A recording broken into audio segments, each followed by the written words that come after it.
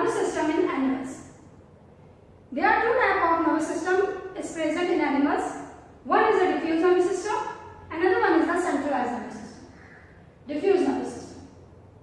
Diffuse nervous system is the characteristic of radially symmetrical organisms, in which there is no anterior and posterior end space, and the neuron is spread in all over the body. Flow of information is not directional, it is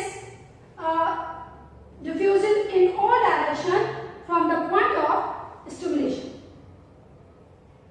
Impulse propagation is slow because of number of synapses is present in this type of nervous system. Initially, response is localized, but if the stimulus is strong and persists, then the entire body can be involved.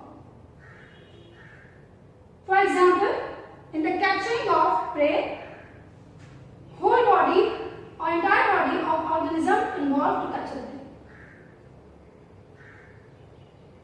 Another type of nervous system is centralized nervous system. Centralized nervous system is a characteristic of bilateral symmetrical organisms in which body have anterior and posterior end, and head is considered as the point that encounter any stimulus or any substance in the environment, like food, danger, light. All these things encountered by the brain or head. So it requires some sensory organ or nervous system that coordinate with each other and perform the function to survival of the body. The simplest example of centralized nervous system is planaria.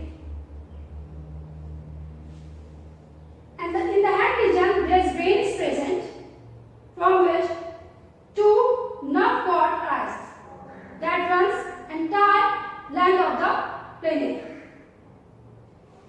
At some point, these two nerves join with each other, which is termed as transverse nerve.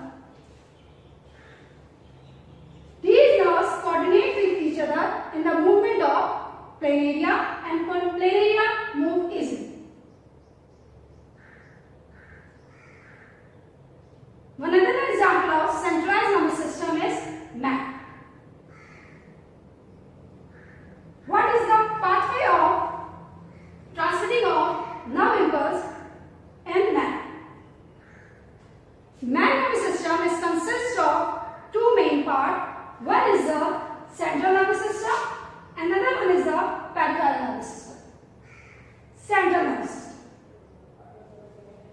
Central nervous system consists of brain and spinal cord, about which I will tell in the next lecture. While peripheral nervous system consists of nerves that arises from central nervous system.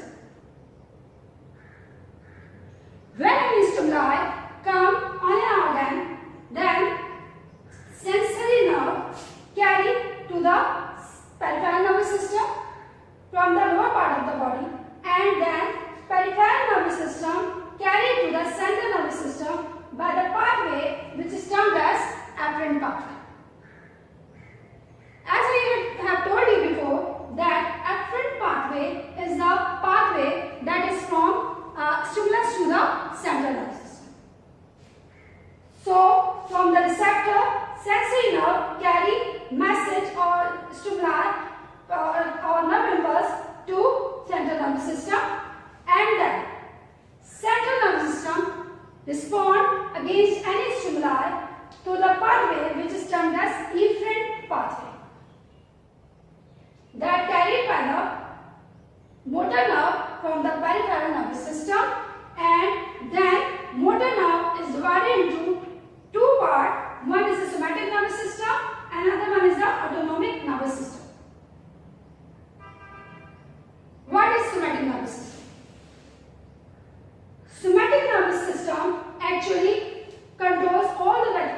voluntary action of the body.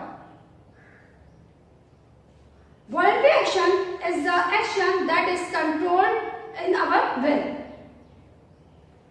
All the function of the skeletal muscle is controlled by the somatic nervous system. While all the involuntary action, like rate of breathing, like the movement of the heart muscle, smooth muscle, all are controlled by the autonomic nervous system. These autonomic nervous system further divided into sympathetic nervous system and parasympathetic nervous system. Parasympathetic nervous system is associated with the function or impulse transmission during rest or lax condition of the body. While sympathetic nervous system is associated with the state of danger or fear, which is also termed as fight or flight.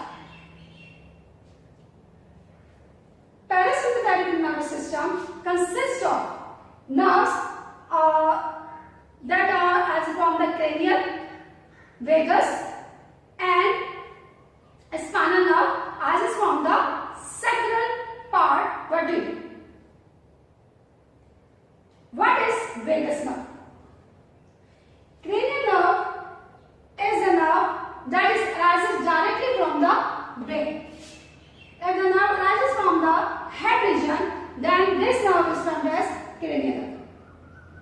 Vagus nerve are the nerves that is arising from the heart, visceral body part, and as well as smooth muscles. And spinal nerve are the nerve that is arising from the spinal cord. This is the region of spinal cord. So the nerve that is arising from the spinal cord, vagus nerve, and cranial nerve is termed as, is associated with parasympathetic nervous system. Not all the spinal nerve that arises from spinal cord involved in the parasympathetic nervous system. Only those nerves that is arises from sacral vertebrae are involved in parasympathetic nervous system. What is sacral vertebrae?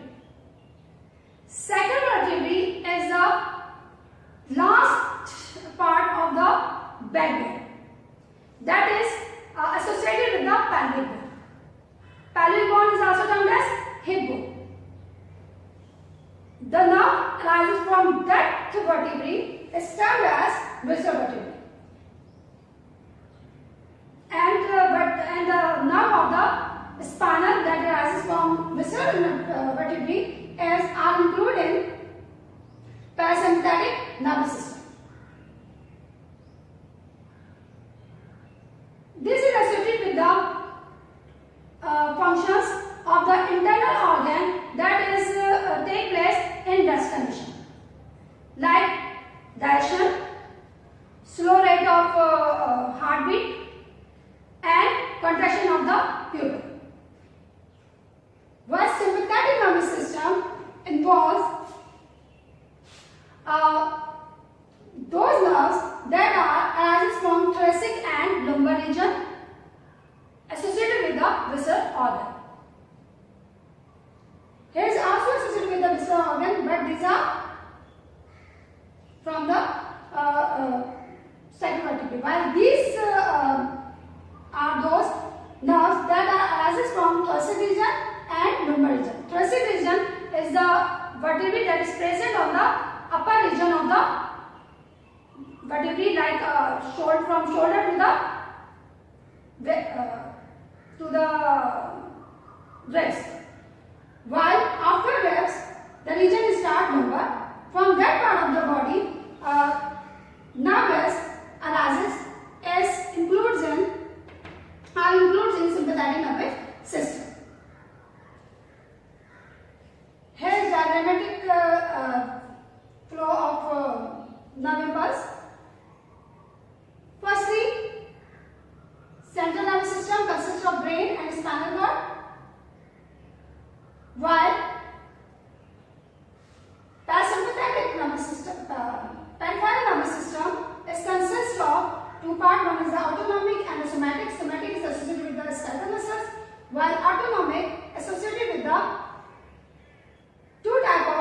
nervous system. One is the parasympathetic, another one is the sympathetic. Parasympathetic is the state at all the functions that you perform at the state of rest, while sympathetic nervous system is associated with the condition that is nerve impulses transmitted in the body at the time of danger or fear or any excitement. In this, neurotransmitter adrenaline or norepinephrine involved, while in parasympathetic nervous system, neurotransmitter acetylcholinesterase is involved.